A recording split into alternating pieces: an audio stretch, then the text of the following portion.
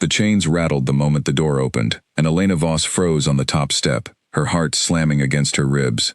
She had been sent down to the lower cells 100 times before to treat sick guards or forgotten drunks, but never this far, never past the third gate, never into the part of the keep where the air itself felt heavy and cold.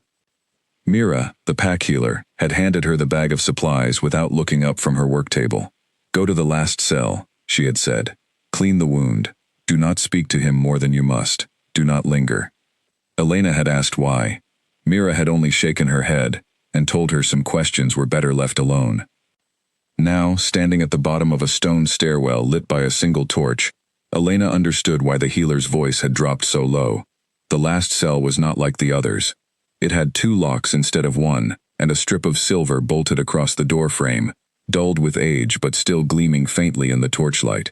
Silver meant only one thing in a place like this. It meant the person inside was not ordinary. It meant someone was afraid of what he could become if given the smallest chance to break free. She pressed her palm against the cold door and told herself to breathe. Whatever waited on the other side needed her help, and that was the only thing that mattered. She had trained for 2 years to become a healer, and healers did not choose who deserved care and who did not. She lifted the iron bar, slid it free, and pushed the door open. The cell was small, barely large enough for a bed of straw and a bucket in the corner. A single high window let in a thin blade of moonlight. In the center of the room, chained to the wall by both wrists, sat a man. He did not move when the door creaked. He did not flinch at the sudden light. He simply lifted his head and looked at her, and Elena felt the breath catch in her throat. She had expected wildness. She had expected the same broken, snarling look she had seen on men who lost themselves to the change too many times. Men whose eyes turned glassy and feral. Men who no longer remembered how to be human. But this man's eyes were sharp, clear, and terribly tired. There was no madness in them. There was only exhaustion, and something else underneath it that looked almost like grief. "I'm here to treat your arm," she said, holding up the bag, as if it might explain everything. "The healer sent me." He studied her for a long moment before he spoke.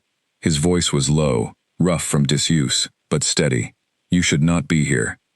"I go where I'm told," she answered, stepping closer despite the warning in his tone. "Now hold still." She knelt beside him and unwrapped the bandage on his forearm, wincing at what she found underneath. The wound was deep, clearly days old, and had been left to fester without proper care. Whoever had been assigned to him before her had done the bare minimum, if anything at all. She cleaned it with practiced hands, ignoring the way he tensed at first contact, and then, slowly, allowed himself to relax. "Why has no one treated this properly?" she asked, more to herself than to him. "Because no one wants to be the one who keeps me alive," he said quietly. "It would be easier for them if I simply faded away down here. No blood on anyone's hands, no questions asked." Elena's fingers stilled on the bandage. "What do you mean?" He said nothing. His jaw tightened, and she understood that she had reached the edge of whatever he was willing to share. She finished wrapping his arm in silence, gathered her things, and stood. "What is your name?" she asked, before she could stop herself. For a long moment, she thought he would not answer. Then, quietly, he said, "Kian." She repeated it once in her mind, memorizing the sound of it, before she left the cell and climbed back up into the cold night air above. She told herself she would not return, that Mira's warning had been clear enough, that some doors were better left locked both literally and otherwise. But as she walked back to her small room above the healer's quarters, she could not stop thinking about the calm in his eyes, the strange dignity he carried even in chains, and the sentence that would not leave her mind. "No one wants to be the one who keeps me alive." The next morning, she woke before dawn, and found herself standing outside the supply room, filling a second bag with clean bandages and salve she had not been asked to prepare. She told herself it was simply good practice to check on a wound so severe. She told herself it had nothing to do with the quiet steadiness of his voice, or the way he had looked at her, as though she were the first kind thing he had seen in years. She told herself many things that morning, and she believed almost none of them. When she reached the lower cells again, the guard at the second gate raised an eyebrow.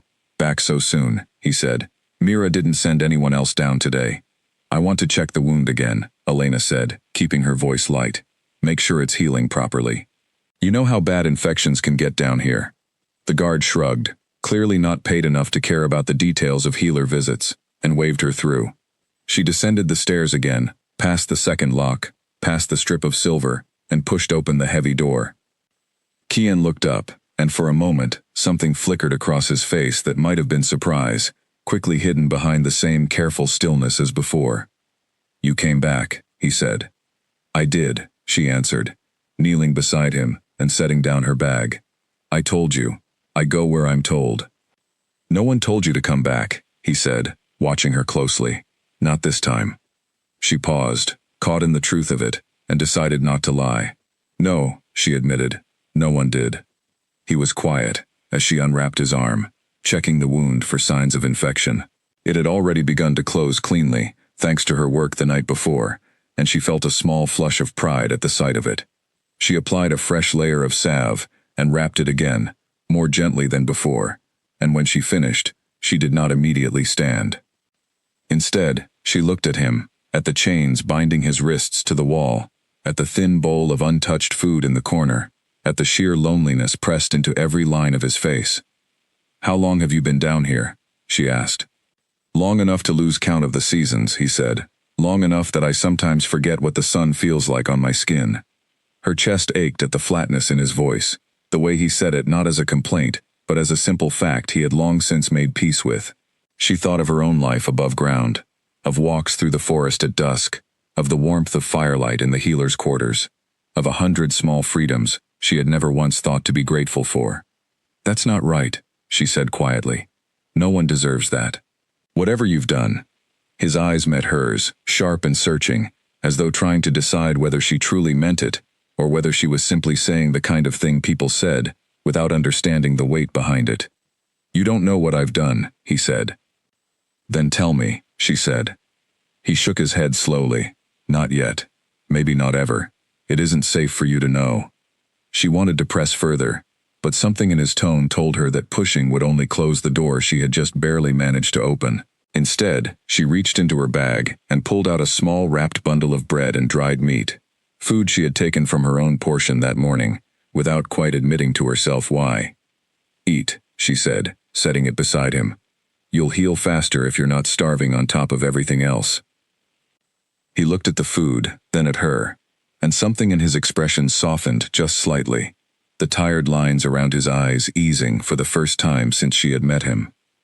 "Thank you," he said, and the words carried a weight that seemed far too large for something so simple. She stood to leave, brushing the straw from her knees, and paused at the door. "I'll come back tomorrow," she said. "You shouldn't," he replied, but there was no real force behind the words, only a quiet resignation, as if he already knew she would come anyway, and had stopped trying to convince himself otherwise. "I know," she said, and smiled despite herself, before slipping out and pulling the heavy door shut behind her. As she climbed the stairs back toward the light, she felt a strange mix of guilt and anticipation twisting together in her chest. She had broken no explicit rule, not yet, but she understood, without needing to be told, that something about this man was meant to remain hidden, buried beneath silver and stone, and the pack's careful silence. And yet the more she thought about the calm sadness in his eyes, the more she found herself unable to simply walk away and forget him, the way everyone else clearly had. She did not know yet that the man chained in the dark below the keep carried a name that could shake the foundations of every pack in the region, a truth so dangerous that entire wars had once been fought to bury it. She did not know that her small, quiet kindness was about to set something into motion that no one, not even the elders who had locked him away, would be able to stop. All she knew, walking back into the gray light of early morning, was that she could not stay away, and that whatever waited for her in that cell was only the beginning.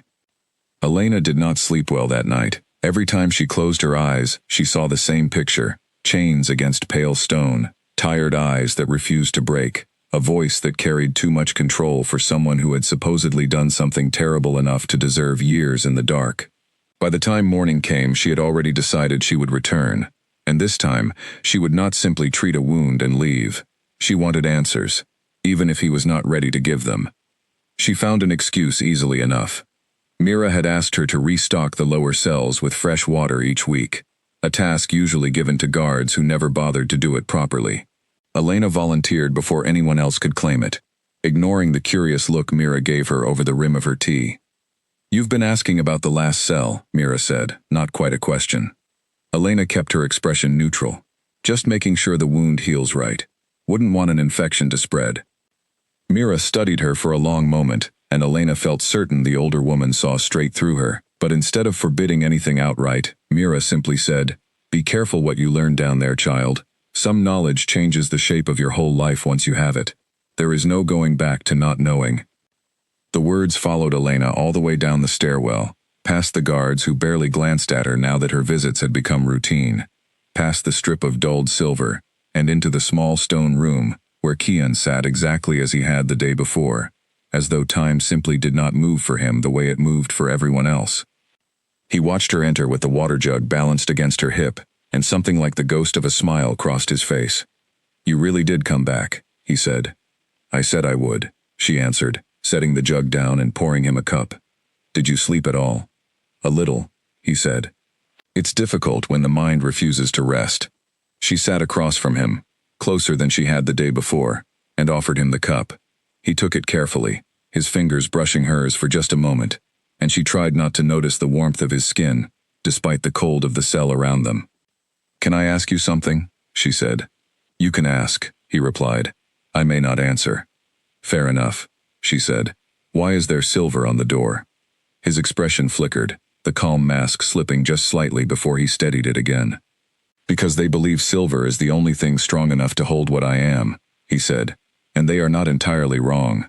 "What are you?" she asked quietly.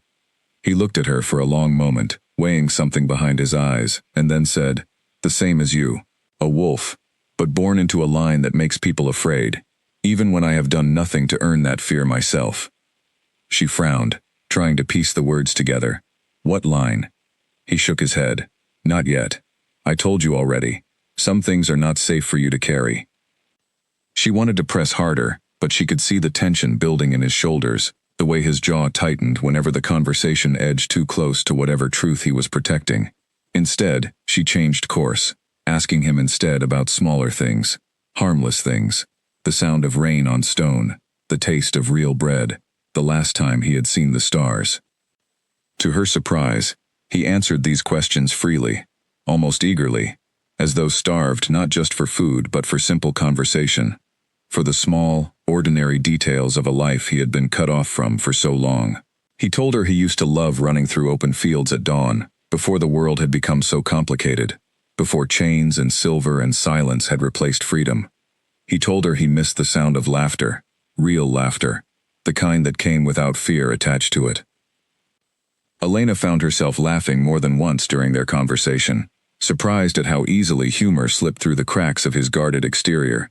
He had a dry wit she had not expected, quick and sharp, delivered so quietly that she almost missed it the first few times, and beneath the humor, she began to notice something else, a gentleness in the way he spoke about the world, a protectiveness in the way his eyes followed her every movement, as if some instinct in him refused to let her out of his sight, even for a moment. "You worry about me," she said at one point, half teasing. He did not deny it. "Habit," he said. "Old instincts don't disappear just because you're locked away." "What instincts?" she asked. He hesitated, then said carefully, "The instinct to protect what matters, even when you have no right to claim it as yours." Something in his voice made her chest tighten, and she found herself unable to look away from him, caught in the quiet intensity of his gaze. She reminded herself that she barely knew this man, that he was a prisoner hidden away for reasons she did not yet understand, that whatever pulled her toward him could very easily be nothing more than sympathy, mistaken for something deeper. And yet, as the days passed, her visits became a fixed part of her routine, each one longer than the last. She began bringing him small things beyond food and bandages, a worn book of poems she had found in the healer's library, a strip of cloth to keep the chill from his wrists where the metal rubbed his skin raw, a handful of dried berries she had picked herself from the edge of the forest. Each gift seemed to chip away at the wall he kept so carefully maintained. He began to speak more freely, telling her fragments of memories from before his imprisonment, careful never to reveal names or details that might explain the full truth of who he was, but generous enough with smaller things that she began to feel she knew him, truly knew him, in a way that had nothing to do with the silver on his door, or the whispers she occasionally caught among the guards when they thought no one was listening. One evening, as she prepared to leave, he caught her wrist gently before she could stand, his grip careful, controlled. Nothing like the wildness she had once feared might live beneath his calm exterior. "Elena," he said, and it was the first time he had used her name, the sound of it in his voice sending an unexpected warmth through her chest. "Be careful who knows you come here. If certain people learn of these visits, it will not go well for you." "Why?" she asked. "What are you so afraid of?" He released her wrist slowly, his expression darkening with something that looked almost like fear, though she suspected the fear was not for himself. "Not for me," he said quietly. "For you."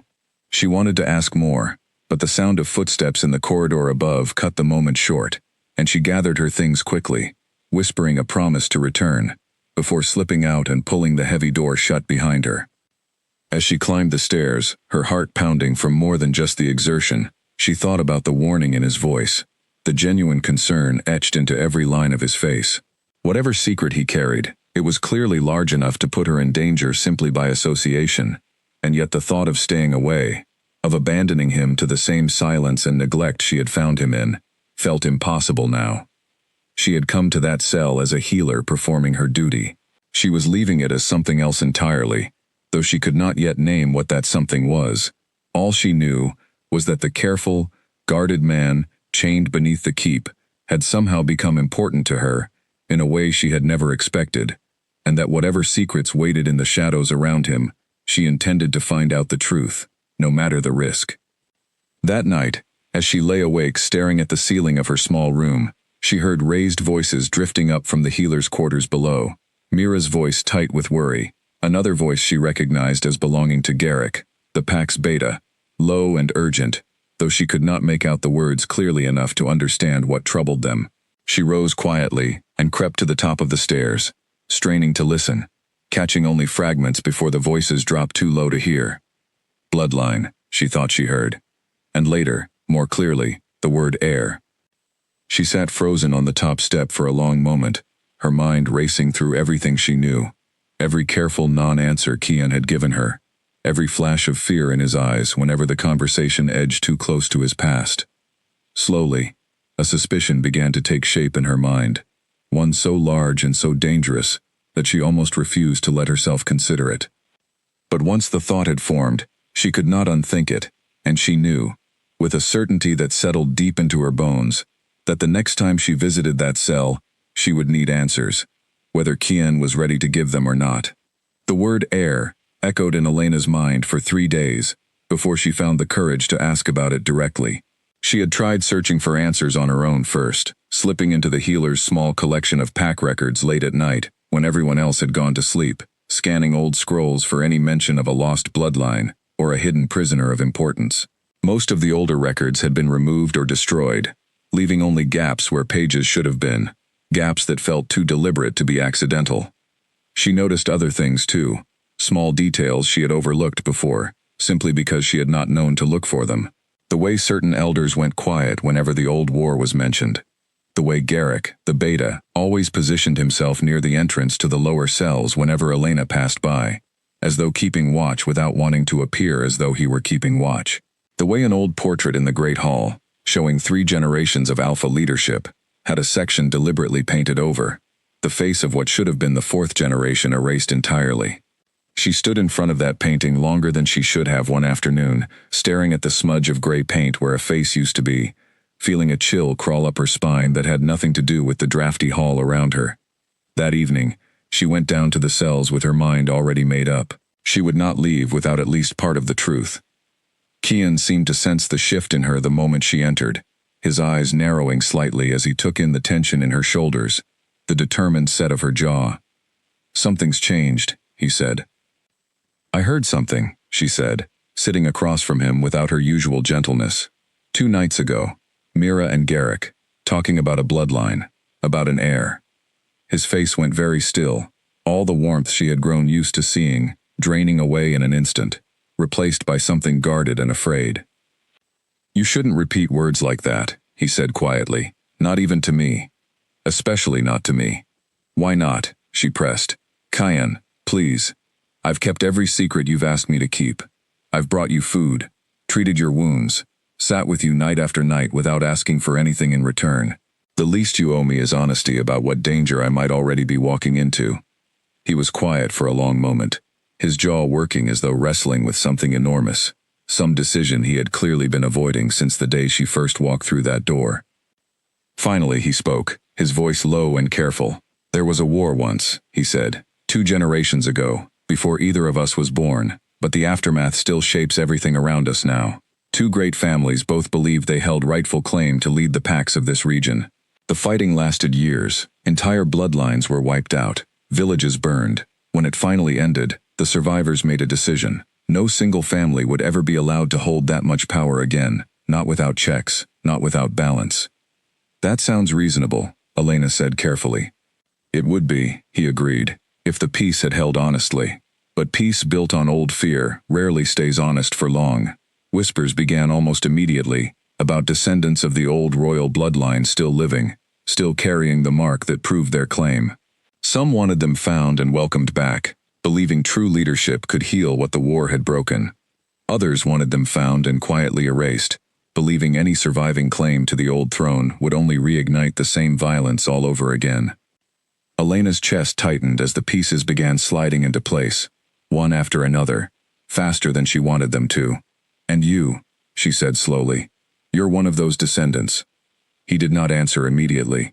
Instead, he reached up and pulled back the collar of his shirt, revealing a mark on his shoulder she had somehow never fully noticed before. Hidden mostly beneath old bandages and shadow, a symbol burned faintly into his skin, a crown wrapped in thorns, the same symbol she now realized had been painted over in the portrait upstairs. Her breath caught in her throat. "I'm not just a descendant," he said quietly. "I'm the last direct heir of the old royal line, born to a family everyone believed had been wiped out entirely during the war. My own kin hid me the moment they realized what I carried, moved me from place to place for years, until eventually, they decided the safest choice for everyone, including me, was to lock me away somewhere no one would ever think to look." Elena stared at him, 100 questions crowding her mind at once, each one more urgent than the last. "Your own family did this to you," she finally managed. "To protect me," he said, though the words sounded hollow even as he spoke them. "To protect everyone. If word ever spread that the old bloodline still lived, entire packs would tear themselves apart deciding whether to support my claim or destroy it, before it could grow into something dangerous. My imprisonment was never meant as punishment, Elena. It was meant as a mercy, a quiet ending to a story everyone hoped would simply be forgotten. But it isn't forgotten," she said. "Someone still speaks of you. Someone still guards this cell like it matters." His eyes met hers, dark and heavy with a weight she was only beginning to understand. "That's what frightens me," he admitted. "If the wrong people learn I'm still alive, everything my family sacrificed to keep me hidden will have been for nothing. And if the right people learn it too soon, before I'm ready, before anyone is ready, the same war that destroyed everything before could easily begin again." Elena sat back, her mind spinning, trying to reconcile the quiet, careful man in front of her with the enormous weight of what he had just revealed. He did not look like someone capable of starting a war. He looked like someone who had spent years trying desperately to prevent one, even at the cost of his own freedom. "Why tell me now?" she asked softly. "You could have kept this hidden forever." "Because you already suspected," he said, "and because I trust you more than I probably should, given how little time we've actually known each other. You've shown me more kindness in these past weeks than most people showed me in years before this cell. I owe you the truth, even if the truth puts you at risk simply by knowing it." She reached out then, without fully deciding to, and took his hand in hers, feeling the roughness of years spent in chains against her palm. "I'm not afraid of the truth," she said. "I'm afraid of what happens to you if the wrong people ever find out I know it."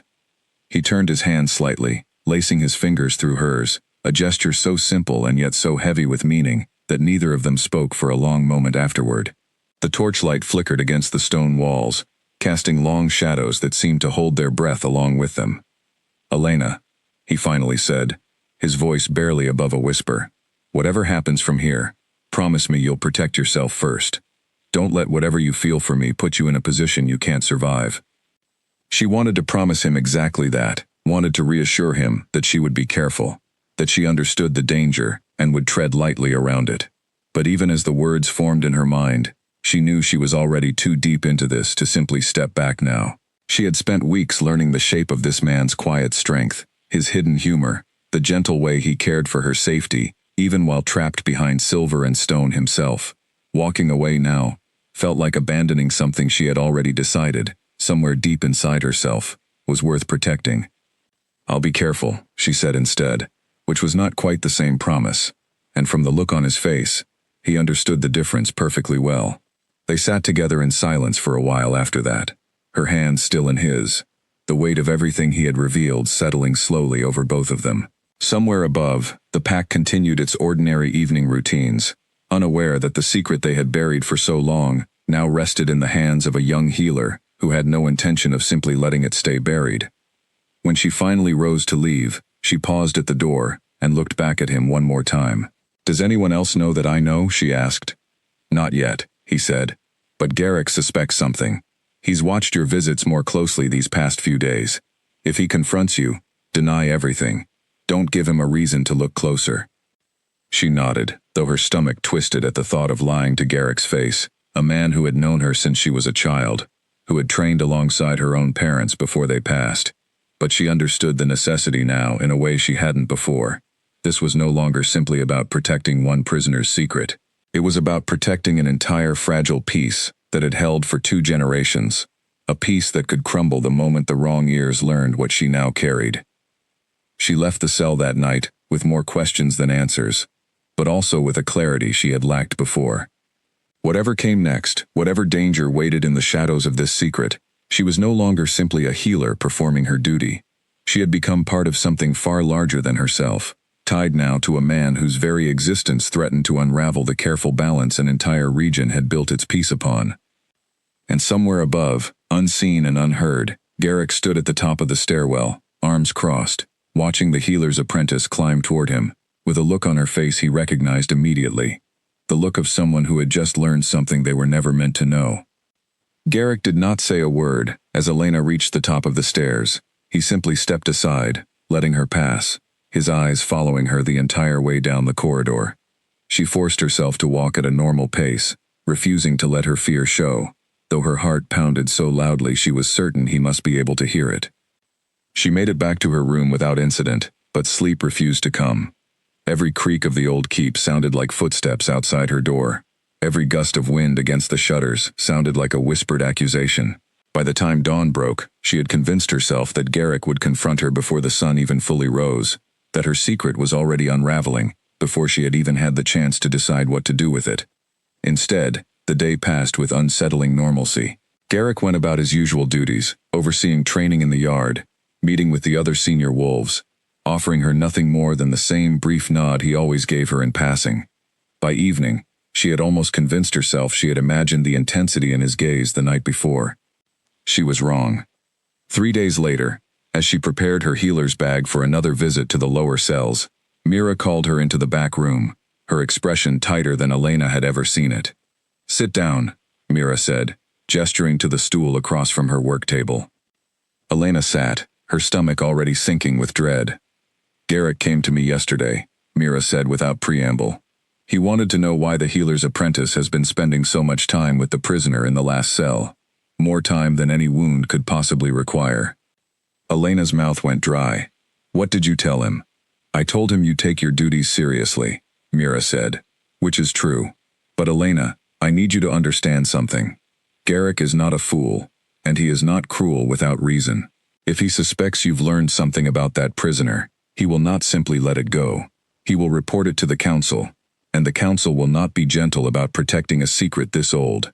Elena's hands twisted together in her lap. "What happens if they find out I know?" Mira's expression softened slightly, though the worry never left her eyes. "That depends entirely on what they believe you intend to do with the knowledge," she said. "If they believe you're simply a healer who stumbled onto something by accident and has the sense to stay quiet, they may let the matter rest. But if they believe you've formed some kind of attachment to him, something that might compromise your judgment or your loyalty to the pack, they will see you as a liability. And liabilities, in matters this dangerous, are not always handled gently." Elena felt the blood drain from her face. Are you saying they would hurt me? I'm saying I don't know what they would do, Mira said honestly. And that uncertainty should frighten you more than a clear threat would. Please, child, be careful. Whatever you feel for that man, whatever kindness has grown between you these past weeks, weigh it against the reality of what you're risking. Not just for yourself, but for him as well. If the council decides you're a threat to their careful silence, it will not go well for either of you. Elena left the healer's quarters that afternoon, feeling as though the walls of the keep had somehow grown closer together, pressing in around her from every direction. She wanted desperately to see Kian, to warn him about Garrick's suspicions, but she forced herself to wait until evening, when the corridors were quieter, and fewer eyes would notice her movements. When she finally reached the lower cells, she found Kian more tense than she had ever seen him, his shoulders rigid, his eyes sharp with something close to alarm the moment she entered. You need to stop coming here, he said before she could even set down her bag. Garrick spoke to Mira, she said instead of answering, sitting across from him. He suspects something. I know, Kian said grimly. He came down here himself yesterday, after you left. Asked me directly whether I had told you anything about my past. Elena's heart lurched. What did you tell him? I told him nothing, Kian said. I denied everything. But he didn't believe me, Elena. I could see it in his face. He's not going to let this rest. What do we do? She asked, hating the slight tremor in her own voice. Kian reached out and took her hand, his grip firm and steady despite the tension radiating from every line of his body. You do nothing, he said. You go about your duties as though nothing has changed. You stop coming here so frequently, at least until Garrick's suspicions cool. And if anyone asks you directly, you deny knowing anything beyond my name and the nature of my injuries. I don't want to lie about this, she said quietly. Not about you. I know, he said, his voice softening. But Elena, listen to me. If Garrick brings this before the council, and they believe you know the truth, they will not simply ask you politely to forget it. They may separate us permanently. They may decide you're too great a risk to remain anywhere near me. I would rather you lie 1,000 times than lose the chance to see you at all. His words settled heavily in her chest, and she found herself gripping his hand tighter, unwilling to imagine a version of this story where she simply walked away and never returned. I won't lie to protect myself, she said firmly, but I'll lie to protect you, if that's what it takes. He studied her for a long moment, something unreadable passing behind his eyes, before he lifted her hand gently and pressed his lips against her knuckles, a gesture so unexpected and so tender that her breath caught entirely. You shouldn't care this much about a man locked away in chains, he murmured against her skin. Too late, she whispered back. They sat together for a while longer that evening, speaking in hushed tones about small, safe things, trying to hold on to some semblance of normalcy despite the storm gathering above them. But even as they spoke, Elena could feel the shift in the air, the sense that whatever fragile peace had allowed her quiet visits to continue unnoticed was rapidly coming to an end. Sure enough, 3 days later, she was summoned to appear before the Pack Council, a request delivered not by Garrick himself, but by one of the senior guards, his expression carefully blank, in a way that told her exactly how serious the matter had become. She spent the walk to the Great Hall rehearsing every careful denial Kian had suggested, every version of the truth she intended to bend just enough to keep him safe. But standing outside the heavy doors, waiting to be called inside, she felt her carefully rehearsed composure begin to crack under the weight of what she was about to face. The doors opened, and Garrick's voice called her name from within, cold and formal in a way she had never heard him use with her before. She straightened her shoulders, took a slow breath, and stepped inside, knowing that whatever happened in the next few minutes would shape not just her future, but Kian's as well. The council chamber was dimly lit, 5 senior wolves seated at a long table, Garrick standing at the head, his expression unreadable. At the center of the table sat the pack's current alpha, an older man named Doran Ashgrove, his sharp eyes fixed on her the moment she entered, weighing her before she had even spoken a single word. Elena Voss, Doran said, his voice carrying easily across the stone chamber. We have questions for you regarding your visits to the prisoner in the lower cells. I would advise you to answer them honestly. The consequences for dishonesty in this matter would be far greater than you might expect. Elena swallowed hard. feeling every eye in the room settle on her, and forced herself to meet the Alpha's gaze without flinching, even as her mind raced to find the careful, narrow path between truth and protection that might allow her to walk out of this room, with both her freedom and Kian's secret still intact. Elena kept her hands steady at her sides, though her pulse hammered against her throat. "I visit the lower cells because that is my duty as a healer's apprentice," she said, choosing each word with care. "The prisoner in the last cell had an infected wound. I treated it. I continued checking on it because infections of that severity do not heal in a single visit." Doran leaned forward slightly, his sharp eyes never leaving her face. "And in these visits, has the prisoner spoken to you of his past, of his identity, of anything beyond the nature of his injuries?" She felt Garrick's gaze burning into the side of her face, watching for any flicker of hesitation, any crack in her composure that might betray the truth. She thought of Kian's warning, of the danger that would follow if the council believed she knew everything she actually knew, and she forced her voice to remain level. "He has told me his name," she said. "Kian. Beyond that, he has said very little. He seemed unwilling to discuss anything of substance, and I did not press him, understanding that a prisoner's history is not something a healer's apprentice has any right to pursue." Doran studied her for a long, uncomfortable moment, and Elena forced herself not to look away, though every instinct screamed at her to break under the weight of his scrutiny. Finally, he turned to Garrick. "You said her visits had grown unusually frequent," he said. "More frequent than any wound would require." Garrick's jaw tightened. "That is what I observed, yes. I was thorough," Elena said quickly, before Garrick could elaborate further. "The wound was severe, and I did not want it to worsen through neglect.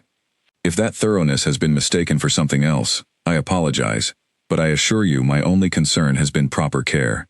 One of the other council members, an older woman with silver hair and tired eyes, spoke up gently. "Doran, the girl is a healer. Thoroughness in her duties is hardly a crime, even if the prisoner in question deserves no particular sympathy from any of us." Doran did not answer immediately, his gaze still fixed on Elena, weighing something behind his eyes that she could not quite read. Finally he sat back, and some of the tension in the room seemed to ease, though not entirely. "Very well," he said. "Continue your duties, Elena Voss. But your visits to that particular cell will end. Mira will assign another apprentice to monitor his condition going forward. If the prisoner requires care beyond basic maintenance, someone with less personal investment will provide it." Elena's stomach dropped, but she kept her expression carefully neutral, bowing her head slightly in acknowledgement. "As you wish," she said, though every word tasted like ash in her mouth. She was dismissed shortly after, and she walked out of the council chamber with her hands trembling at her sides, relief and devastation warring inside her chest in equal measure. She had protected the secret. She had kept Kian safe from deeper suspicion. But at what cost?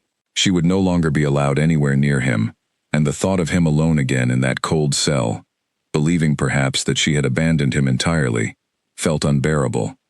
She did not see Garrick follow her out until he fell into step beside her in the empty corridor, his expression unreadable.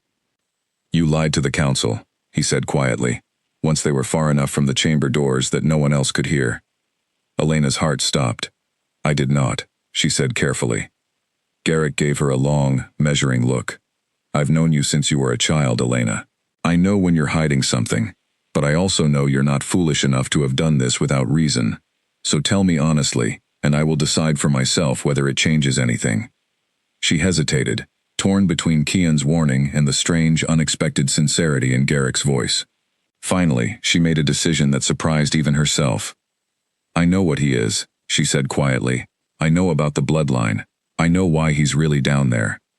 Garrick's face went pale, and for a moment she feared she had made a terrible mistake. But instead of anger, what crossed his features looked closer to something like old, buried grief. "Then you understand why this secret must be protected," he said finally. "Better than anyone else in this pack, perhaps, aside from myself and a few of the elders who remember the war firsthand." "You know too," she said, surprised. "All this time, you knew exactly what he was." "I was there when they brought him here," Garrick said, his voice dropping lower, heavier with memory.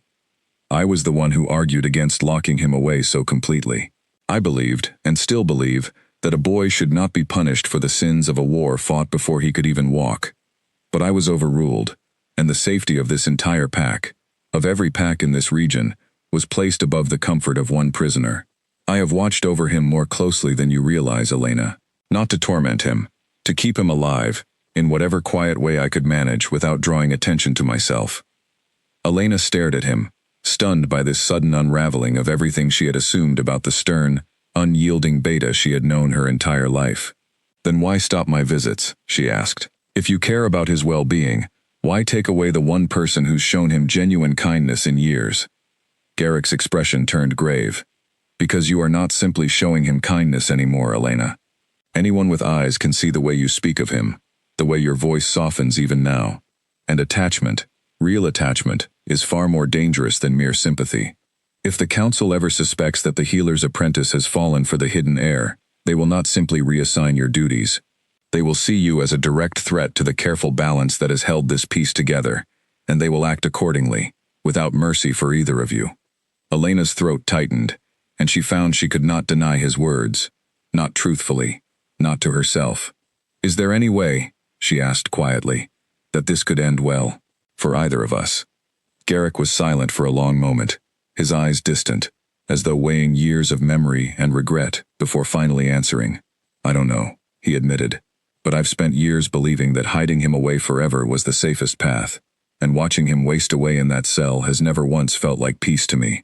Perhaps it's time someone finally asked whether continued silence is truly protecting anyone, or simply delaying a reckoning that's coming regardless. He left her standing alone in the corridor after that, his words settling heavily over her like a weight she had not expected to carry. She understood now that Garrick was not simply an obstacle to be avoided, but a man burdened by the same impossible choice she now faced herself, torn between duty and conscience, between the safety of silence and the growing certainty that some truths could not stay buried forever. That night, unable to sleep, she slipped down to the lower cells despite the council's clear order, moving as quietly as she could through the darkened corridors. She found the guard at the second gate half asleep, and she pressed a finger to her lips as she passed, praying he would simply let the moment slide rather than report her. When she reached Keon's cell and pushed open the door, she found him sitting exactly as always, though his eyes lit with something close to relief the moment he saw her. You shouldn't be here, he said immediately. If they catch you again after tonight's ruling, there will be no room left for lies. I know, she said, sitting beside him and taking his hand without hesitation, but I couldn't leave you thinking I'd simply disappeared. Garrick knows everything now, Keon. And I think, somewhere beneath all his caution, he wants to help us find a way forward. Keon's expression shifted, surprise and cautious hope flickering behind his tired eyes. That's the first piece of good news I've heard in longer than I can remember, he said quietly. They sat together in the dim torchlight, hands clasped, neither of them speaking for a long while, both aware that the fragile peace surrounding this secret had just grown thinner than ever, and that whatever came next would demand more courage from both of them than either had yet been asked to give. Word of the council's ruling spread quickly through the pack, though most who heard it assumed it was simply a matter of proper procedure, an apprentice reassigned to more appropriate duties. Elena kept her expression carefully composed whenever the topic arose, learning to nod along with whatever explanation seemed easiest to accept, all while her thoughts remained fixed entirely on the man locked away beneath the keep. Garrick, true to the strange alliance that had formed between them that night in the corridor, began finding small ways to keep her informed. He would mention offhand that the prisoner's wound seemed to be healing well, or that the new apprentice assigned to his care had reported nothing unusual, careful updates disguised as casual conversation that told Elena everything she needed to know without ever drawing suspicion. But careful updates were not enough for long. 3 weeks into her forced separation from Keon, Elena found herself pacing her small room late at night, unable to shake the feeling that something had shifted, that time was running shorter than any of them realized. She thought of the mark on his shoulder, the crown wrapped in thorns, and wondered how many other eyes beyond their small circle might already know what that symbol meant. Her fears were confirmed sooner than she expected. One evening, as she helped Mira sort through newly delivered herbs, a traveling merchant arrived at the pack's gates, seeking shelter for the night, his cart loaded with goods from packs much further south. Such visitors were common enough, and Elena thought little of it until she overheard him speaking quietly with one of the guards near the kitchen entrance. Strange rumors moving through the southern packs, the merchant was saying, his voice low but not quiet enough to escape Elena's sharp hearing. Talk of the old bloodline. Talk that the last heir never actually died in the war after all, that he's been hidden somewhere all these years, waiting. Elena's blood ran cold, and she busied herself with the herbs, straining to hear more without appearing obviously interested. Where did this talk start? The guard asked. Hard to say, the merchant admitted. These things spread like wildfire once they catch. Some say a loyalist family has been searching for proof for years, refusing to believe their old king's line truly ended. Others say rival packs are the ones spreading the rumor deliberately, hoping to draw out any hidden claimant so they can be dealt with before they become a problem. Either way, if there's any truth to it, whoever's hiding him won't be able to keep the secret much longer. Rumors like this have a way of finding exactly what they're looking for eventually. Elena excused herself as soon as she reasonably could, hurrying to find Garrick before the fear coiling in her stomach could tighten any further. She found him in the training yard, overseeing a group of younger wolves practicing their forms, and she pulled him aside the moment there was a break in the exercises. There's a merchant here, she said quietly, once they were out of earshot of anyone else. He's spreading word of rumors from the southern packs. Talk of the old bloodline surviving. Talk that could lead people directly here if it isn't already too late. Garrick's expression darkened immediately. How specific were these rumors? Vague, for now, she said, but specific enough that someone somewhere has started asking the right questions. If word spreads much further, it won't be long before people start looking in exactly the places we've worked so hard to keep hidden. Garrick was silent for a long moment, his jaw tight with the particular tension of a man calculating dangers far beyond what he could control alone. This changes things, he finally said. If loyalists to the old line are actively searching, and rival packs are equally motivated to find him first for entirely different reasons, then our secret has far less time left than any of us hoped. What do we do? Elena asked, echoing the same helpless question she had asked once before. I need to speak with Doran, Garrick said grimly. He needs to understand that continued silence may no longer be the safest option. If word reaches the wrong ears before we've prepared any kind of response, the consequences could be far worse than anything we've feared until now. He left her standing in the training yard, his expression heavier than she had ever seen it, and Elena felt the full weight of the danger settling over her like a physical thing, pressing down on her chest until she could barely breathe. That night, she could not simply wait for news to reach her second hand. She slipped down to the lower cells once more, moving with practiced quiet through the darkened corridors, and found Kian awake, as though some instinct had already warned him that trouble was gathering. Something's wrong, he said the moment she entered, before she had even spoken a word. There are rumors, she said, sitting beside him and taking his hand, needing the contact as much for her own comfort as for his. Rumors moving through the southern packs. People are starting to ask whether the old bloodline truly ended in the war, whether the heir might still be alive somewhere. Kian's expression tightened, and for the first time since she had known him, she saw genuine fear flash openly across his face, unguarded and raw. This is what I always feared, he said quietly. This is exactly why my family believed hiding me completely was the only safe path. If word spreads far enough, both sides of this conflict will come looking, and neither side means me any true kindness. The loyalists want a figurehead to rally behind, regardless of whether I want that role or not. The others want proof of my death, delivered as quickly and quietly as possible, to end the threat before it can grow. What happens if they find you? Elena asked, though she feared she already knew the answer. Then this cell becomes the safest place I've ever been, he said grimly, which is not a comfort I ever expected to feel about a prison. She squeezed his hand tighter, trying to offer some reassurance despite the fear coiling through her own chest. We won't let that happen, she said firmly, though she had no real way of guaranteeing such a promise.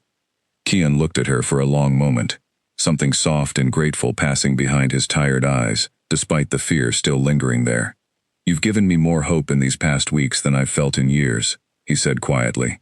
Whatever happens next, I need you to know that. Don't speak like this is an ending, she said, her voice catching slightly. We're going to find a way through this. Garrick is speaking with Doran tonight. Maybe the council will finally understand that hiding you away forever was never truly going to keep anyone safe. Kian's expression remained uncertain, but he did not argue further. simply pulling her closer and resting his forehead gently against hers. The two of them sitting in silence for a long moment, drawing what comfort they could from each other in the dim torchlight, while the world above them shifted closer and closer toward a reckoning neither of them could fully predict. Outside, unseen by either of them, a lone rider had already slipped past the outer edges of the pack's territory, under cover of darkness, carrying word south, toward packs that had waited nearly 2 decades for exactly this kind of confirmation. The quiet secret that had protected Kian for so long was no longer entirely contained, and whatever peace remained in the days ahead would depend now on how quickly those who cared for him could prepare for a storm that had already begun moving, unstoppable, toward their door. The council chamber was tenser than Elena had ever seen it when she was summoned again 3 days later, this time alongside Garrick and Mira, both of whom had insisted on standing beside her, rather than allowing her to face the elders alone. Doran sat at the head of the table, his face drawn with a weariness that spoke of sleepless nights and difficult decisions, while the other council members shifted uneasily in their seats. "We have confirmation now," Doran began without preamble. "That word of the old bloodline has reached at least 2 rival territories, and possibly more. A rider was spotted crossing our northern border 2 nights ago, moving with unusual haste toward the Ashgrove lands. We must assume the worst, that our secret is no longer entirely our own to control." "The Ashgrove pack," Garrick said grimly. "They were among the fiercest opponents of the old royal line during the war. If they believe the heir survived, they will not hesitate to act swiftly and decisively to end the threat before it can grow. And the loyalists," one of the older council members added, "they will move just as quickly in the opposite direction, seeking to recover him before anyone else can cause harm. Either way, we no longer have the luxury of simply waiting and hoping this passes quietly." Doran's gaze shifted to Elena, and she straightened under the weight of his attention. "You've grown close to the prisoner these past months," he said, not unkindly, though the words still made her chest tighten. "I would ask you honestly now, without fear of punishment for past deception, what do you believe he would want, if given a genuine choice in how this unfolds?" Elena hesitated only a moment before answering, drawing on everything she had learned about Kian across the weeks of careful, quiet conversation in that small stone cell. "He wants peace," she said firmly, "not power. He has spent his entire life terrified of the very bloodline he carries, terrified of the destruction it represents, rather than desiring the crown that comes with it. If given a real choice, I believe he would choose to protect this pack, and every other pack in this region, over any claim to a throne built on old violence." Doran studied her carefully, weighing her words. "And do you believe he could be trusted, if freed from that cell, to make such a choice honestly, rather than being swayed by ambition, once given the taste of real freedom?" "I believe it completely," Elena said, without a single moment of doubt in her voice. A murmur passed through the council, some clearly skeptical, others visibly considering the possibility for the first time. Doran finally leaned back in his chair, his expression grave but no longer entirely closed off. "We cannot continue hiding him indefinitely," he said finally. "Not now that others have begun searching in earnest. Continued silence only invites disaster from multiple directions at once. I propose we consider an alternative path, one that requires courage from all of us, myself included." "What path?" Garrick asked. "We bring him out of hiding ourselves," Doran said, "on our own terms, before rival packs or desperate loyalists can force the revelation upon us in a moment we do not control. We present him not as a hidden threat, but as a survivor who has chosen peace over vengeance, who has no interest in reigniting old wars. If we control how and when this truth emerges, we retain some hope of shaping how the surrounding packs react to it." The chamber fell into stunned silence at the boldness of the suggestion, and Elena felt her heart pounding at the sudden, dizzying shift in possibility this represented. After years of secrecy, years of Kian's quiet suffering in the dark, someone in a position of real power was finally suggesting a path toward the light. "That is an enormous risk," one of the older council members said carefully. "If the surrounding packs react with hostility rather than acceptance, we could be inviting the very war we've spent 2 generations trying to prevent." "It is a risk," Doran agreed. "But continued silence carries its own risks now. Risks we can no longer control or predict. I would rather face this challenge with some measure of preparation and choice than be forced into a far more dangerous reaction later, once rival packs have already made their own decisions about how to handle this situation. The council debated for what felt like hours, weighing every possible outcome, every potential danger, while Elena stood quietly beside Garrick and Mira, her mind racing through everything this decision could mean for Kian, for herself, for the fragile peace that had held for so long. She thought of him alone in that cell, unaware that his entire fate was being decided in this very room, and she felt a fierce, protective urgency rise in her chest, a determination that whatever happened next, she would not let him face it without her support. Finally, after much deliberation, Doran called for a vote, and the council's decision, though not unanimous, tilted in favor of his proposal. They would bring Kian before the pack, carefully, deliberately, framing his emergence not as a threat, but as an opportunity for genuine reconciliation. Messengers would be sent to neighboring packs, including a careful approach toward the Ashgrove territory, extending an invitation to discuss the matter openly, rather than through violence or subterfuge. Elena left the council chamber that evening with her heart racing, torn between hope and terror at what this decision would mean. She hurried down to the lower cells the moment she was free to do so, needing to tell Kian everything, before rumors or fear could reach him first through other channels. He listened to her account of the council's decision in tense silence, his expression shifting through disbelief, fear, and finally something that looked almost like cautious hope. "They want to bring me out into the open," he repeated slowly, as though testing the reality of the words. "After all these years of hiding, they want to simply reveal me to the world. It's dangerous," Elena admitted. "There's no guarantee the surrounding packs will react peacefully, but it's also the first real chance you've had in years to live as something other than a secret buried in the dark." Kian was quiet for a long moment, his eyes distant, clearly wrestling with the enormity of what this shift would mean for his entire existence. Finally, he looked at her, his expression steadying into something resolute, despite the fear still lingering beneath it. "If this is truly happening," he said quietly, "then I need you to promise me something, Elena.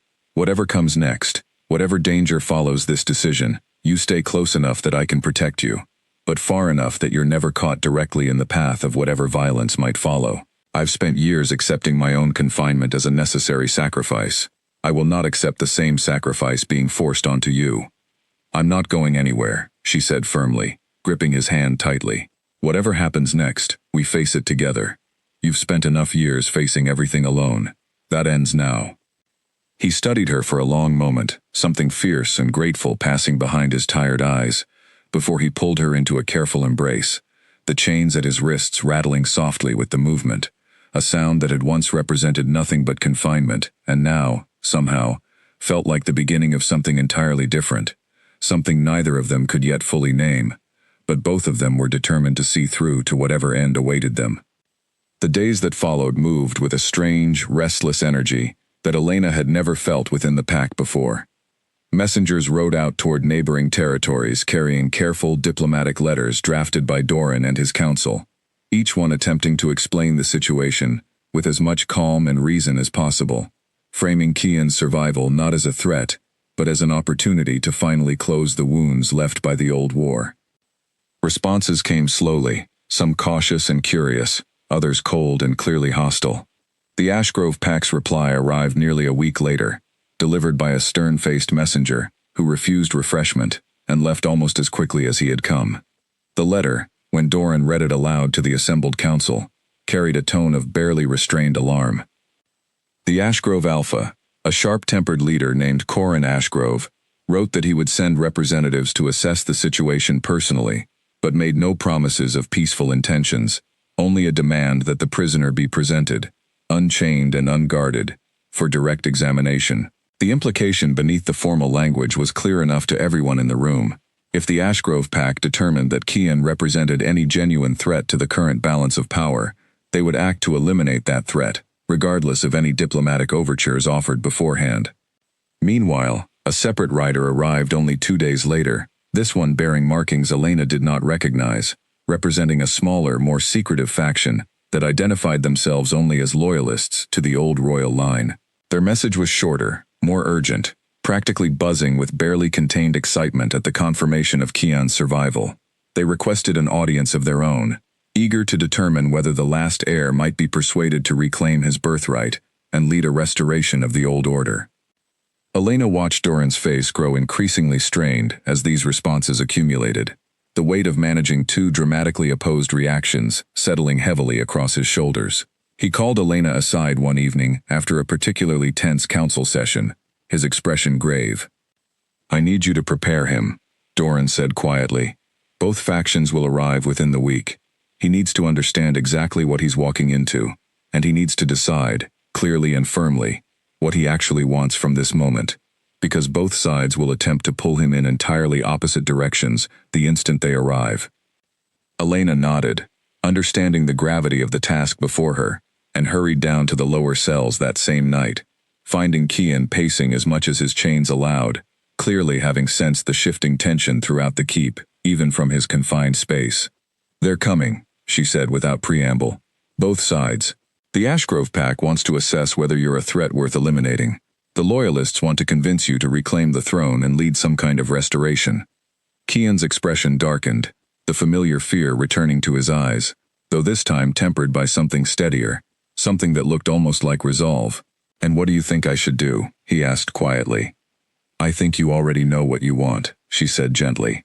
"I've spent months listening to you speak about peace, about wanting nothing more than an end to the fear that's defined your entire life. You don't want a throne built on old blood and old violence. You want something entirely different. You just need the courage to say that plainly, to both sides, regardless of how they react." Kian was quiet for a long moment, his eyes distant, clearly turning her words over carefully in his mind. Finally he looked at her, something resolute settling into his expression despite the fear still lingering beneath it. "You're right," he said. "I don't want their throne. I never wanted it. Not once in all these years of hiding. But convincing either side of that truth may prove far more difficult than simply feeling it myself."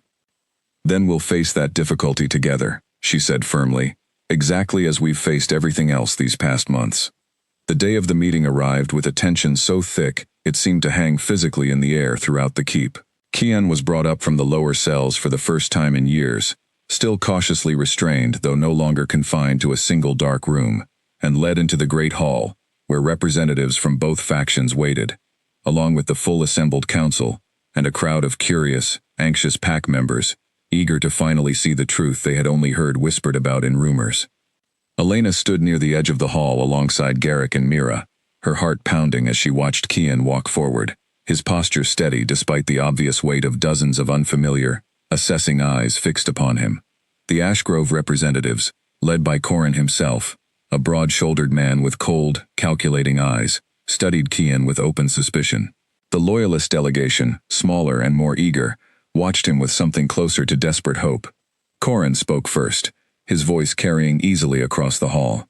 "So the rumors were true after all," he said, circling Kian slowly, studying him as one might study a dangerous animal, deciding whether to strike. "The last heir, alive and well, hidden away all these years, while the rest of us built a fragile peace on the assumption your entire bloodline had ended. I never asked to survive the war," Kian said quietly, meeting Corrin's gaze without flinching. "I was a child when my family hid me, too young to understand what I carried, and I have spent every year since trying to accept a fate I never chose and never wanted." One of the Loyalist representatives, an older woman with sharp, hopeful eyes, stepped forward eagerly. "Then you understand your duty now," she said. "The old line still lives through you. With proper support, you could reclaim what was taken from your family, restore the rightful order that the war so violently disrupted." Kian's expression hardened slightly, and Elena felt her heart lift at the steady resolve now clearly settling across his features. "I have no interest in reclaiming a throne built on the same violence that nearly destroyed every pack in this region," he said firmly. "I have spent years chained in darkness because my own bloodline was considered too dangerous to exist freely. I will not become the very danger everyone feared, simply to satisfy an old loyalty to a war that should have ended with the last generation." The Loyalist representative's face fell, clearly disappointed by his answer, while Corrin's expression shifted into something more calculating, weighing the sincerity of Kian's words carefully. "And if we determine your continued existence still represents an unacceptable risk, regardless of your stated intentions," Corrin said slowly, "what then?" "Then you would be making a grave mistake," Doran interjected sharply, stepping forward to stand beside Kian.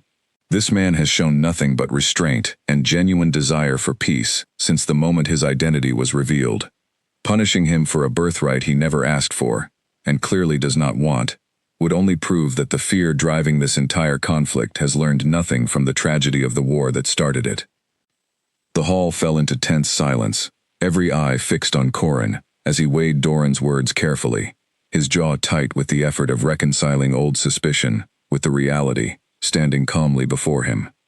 Finally, after a long, agonizing pause, he spoke again, his voice slightly less hostile than before. "I will need time to consider this properly," he said, "and I will not make promises today that I cannot guarantee my own counsel will honor. But I will say this, I did not expect honesty from him. Threats, ambition, perhaps even fear, but not this quiet insistence on peace. That, at least, gives me reason to pause before recommending immediate action against him." It was not a full resolution, not the clear promise of safety Elena had hoped for, but it was something, a crack of possibility, in what had moments before felt like an impossibly narrow path forward. As the hall slowly began to empty, representatives from both factions departing with much still unresolved, Elena made her way to Kian's side, taking his hand, despite the watching eyes still lingering throughout the room. "You did well," she whispered. "It's not over," he murmured back, though something in his voice sounded steadier than she had heard in weeks. "But for the first time, I feel like I finally said the truth out loud, in front of everyone who needed to hear it. Whatever happens next, at least that much is finally done." 3 days after the meeting in the Great Hall, a sound woke Elena in the deepest hour of the night, sharp and unmistakable, the clash of steel and the distant howl of an alarm horn, echoing across the keep's outer walls. She was on her feet and dressed before she fully registered what was happening, her mind racing through every possibility as she rushed toward the sound of shouting voices in the corridor outside her room. A group of masked wolves had breached the outer perimeter, moving with clear purpose toward the section of the keep where Kian was now housed, no longer confined to the lower cells but kept under careful guard in a more accessible chamber closer to the main hall, a decision made only days earlier, to allow him greater freedom while negotiations continued. Elena's heart lurched with terror as she realized exactly where the intruders were headed. She ran through the chaos of the keep, dodging startled guards and confused pack members stumbling from their beds, until she reached the corridor leading to Kian's chamber, finding it already thick with the sounds of fighting. Garrick stood at the entrance, sword drawn, holding back 2 attackers, while shouting orders to nearby guards to seal off the other approaches. "What's happening?" Elena shouted over the noise. "Someone decided negotiation wasn't fast enough," Garrick snarled, parrying a blow aimed at his shoulder. "I don't know which faction sent them, but they're not here for polite conversation." Elena's blood ran cold as she pushed past the fighting, ignoring Garrick's shouted warning to stay back, and burst into Kian's chamber. She found him already awake, having wrenched free of the light restraints that had replaced his old chains, standing defensively near the far wall, as 2 intruders advanced toward him.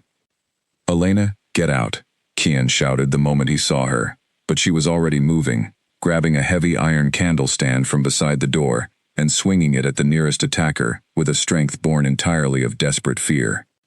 The attacker stumbled back, startled by the sudden assault, giving Kian the opening he needed to close the distance and disarm him with a swift, practiced motion that spoke of instincts far sharper than his years of confinement should have allowed.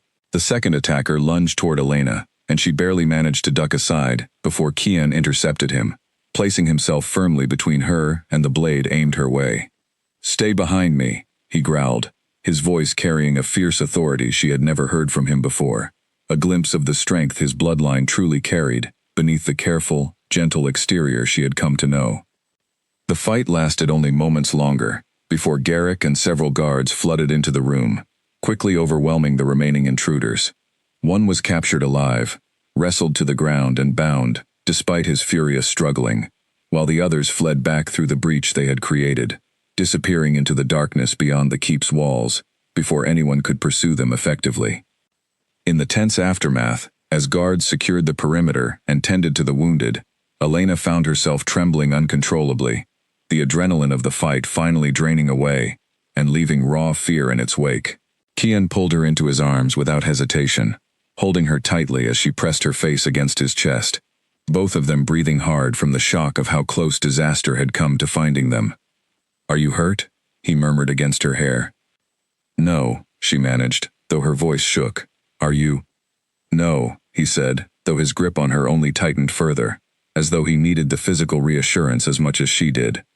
The captured attacker, once questioned by Garrick and several senior council members, revealed under careful interrogation that he had been sent not by Corrin's Ashgrove pack, as many had initially feared, but by a smaller, more radical faction among the Loyalists themselves, individuals who had grown impatient with diplomatic delays and decided to force Kian's hand directly, believing that a sudden crisis would push him toward accepting the crown they so desperately wanted him to claim. The revelation left the entire keep reeling with a fresh wave of anger and fear. If even the Loyalists, the faction meant to support Kian's survival, were willing to resort to violence to achieve their goals, then no path forward could be considered entirely safe. Doran called an emergency council session at dawn, his face haggard with exhaustion and barely restrained fury. "This changes everything," he said grimly, addressing the assembled council, Elena and Kian standing together near the back of the chamber, still shaken from the night's events. "We can no longer assume either faction will respect the boundaries of peaceful negotiation. If radicals within the Loyalist ranks are willing to attack directly, we must assume the Ashgrove Pack's more hostile elements may do the same, regardless of Corrin's own hesitation." "What do you propose?" one of the older council members asked. "I propose we stop waiting for external factions to decide Kian's fate for him," Doran said firmly. "He has already spoken his intentions clearly. He wants no crown, no restoration of old power. I believe it is time we formally recognize him, not as a hidden threat or a political prize to be fought over, but as a member of this pack, protected by our full strength, with his intentions made undeniably clear to every faction still watching from the shadows." Kian stepped forward then, his expression steady, despite the exhaustion clearly weighing on him. "If I may speak," he said, and Doran nodded for him to continue. "I have spent my entire life being hidden, protected, decided for.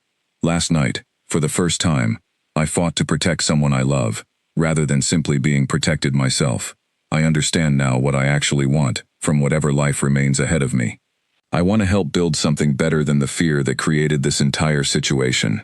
Not as a king reclaiming a lost throne, but as whatever this pack decides I can usefully become. An advisor, a protector, simply a member of this community trying to atone for a birthright I never chose, and prevent it from causing further harm." The council chamber fell into a thoughtful, weighted silence at his words, and Elena felt a swell of pride and love rise in her chest at the quiet strength he had finally found the courage to display so openly. Doran studied him for a long moment, before finally nodding, something like genuine respect settling into his tired features. "Then let that be the message we send to every faction still watching," he said firmly. "The heir lives, but he does not seek a crown. He seeks peace, and he has the strength and the character to earn a place among us on those terms alone. Let anyone who wishes to challenge that decision understand they will face not just one man alone in a cell, but an entire pack standing firmly behind him." A murmur of agreement rippled through the chamber, and for the first time since Elena had first descended those stairs to treat a forgotten prisoner's wound, she allowed herself to believe that a genuine, lasting peace might actually be possible, not through hiding or fear, but through the simple, difficult courage of speaking the truth openly and standing firmly behind it, together. In the weeks that followed the attack, the pack transformed in ways Elena could scarcely have imagined possible when she first crept down to that dark, forgotten cell so many months before. Word of Kian's public declaration spread quickly, carried by the same messengers who had once delivered cautious diplomatic letters, now bearing a far more confident message to every neighboring territory. The last heir of the old royal line lived, and he sought nothing but peace, protected now by a pack fully prepared to defend that peace, with everything they had. The Ashgrove pack's response came slower this time, more measured, as though the earlier attack by radical loyalists had shifted something in Corrin's own calculations. He arrived personally, without a large guard, a gesture that Doran later explained carried significant weight among the older pack traditions, a sign of genuine willingness to negotiate, rather than simply posture for advantage. Elena watched from the edge of the great hall, as Corrin and Kian spoke privately, for the better part of an afternoon, their voices too low for her to hear clearly. though she caught glimpses of Corin's expression shifting gradually from wary suspicion to something more contemplative as the conversation continued. When they finally emerged, Corin's stiff formality had eased slightly, replaced by a cautious respect that Elena would never have believed possible only weeks earlier. "He speaks of consequences rather than conquest," Corin said to the assembled council afterward, his tone carrying grudging admiration. "That is more than I expected from anyone carrying that particular bloodline. I will not promise you an alliance built overnight, but I will promise you this. My pack will not move against him, so long as his actions continue to match his words." It was not everything, but it was enough. A fragile thread of trust, beginning to weave itself into the space where fear and violence had lived for so long. The radical loyalist faction responsible for the attack was eventually tracked down through careful cooperation between several packs, who recognized, perhaps for the first time in years, that their interests aligned more closely than their old rivalries had ever allowed them to admit. Justice was served swiftly but fairly, and with their most dangerous element neutralized, the remaining loyalists who genuinely respected Kian's wishes settled into a quieter, more supportive role, offering resources and knowledge rather than pressure and expectation. Elena found herself, in the months that followed, settling into a new rhythm, entirely different from the quiet, secretive visits that had once defined her relationship with Kian. He was given a proper place within the pack now, working closely alongside Doran and Garrick to help mediate disputes between territories that still carried old grudges from the war. His unique perspective, as both a survivor of that conflict's aftermath and a genuine believer in peace, proving more valuable than anyone had initially expected. She continued her own training as well, working alongside Mira to deepen her skills as a healer, though she found herself increasingly drawn into conversations about the broader politics now shaping the region. Her early involvement in Kian's story having given her insight and understanding that few others in the pack possessed. Together, she and Kian became an unlikely but effective team, her steady compassion balancing his careful diplomacy, each of them supporting the other through the inevitable challenges that came with building something entirely new out of decades of old fear. One evening, nearly a year after that first fateful night when she had descended into the darkness to treat a forgotten prisoner's wound, Elena found Kian standing on the highest terrace of the keep, watching the sunset paint the sky in brilliant shades of orange and gold, a sight he had once told her he feared he would never see again. "You look like you're somewhere else entirely," she said softly, coming to stand beside him. "Just remembering," he said, glancing at her with a warmth that still, even after all this time, made her chest tighten with quiet joy. "I used to think the sun rising and setting meant nothing to me anymore, that I had lost the right to appreciate something so simple after everything my bloodline represented. It took you showing up in that cell, refusing to simply treat my wound and leave, to remind me that simple things still mattered, that I still mattered, beyond the fear my birth had wrapped around me." She slipped her hand into his, feeling the familiar warmth of his fingers closing around hers, no longer marked by chains or confinement, simply the steady grip of someone who had chosen, again and again, to stand beside her, through everything that had followed. "You were never just a forgotten prisoner," she said quietly. "Not to me. Not from the very first moment I saw you." He turned to face her fully then, his expression soft with an emotion that needed no further words to explain, and pulled her gently into his arms, the two of them standing together on that terrace, as the last light of the sun faded into a calm, peaceful evening, the kind of evening that would have seemed impossible only a year before. The old war that had shaped so much fear and violence across the region was finally, truly beginning to heal, not through the reclaiming of old thrones or the reigniting of old conflicts, but through the quiet, determined courage of a healer who refused to look away from a stranger's suffering, and a hidden heir who chose peace over power when given the chance to decide his own fate for the very first time. Their story became, in time, a quiet legend whispered among the packs of that region, not of conquest or bloodshed, but of a healer who found a king in the dark and helped him find his way, finally, into the light.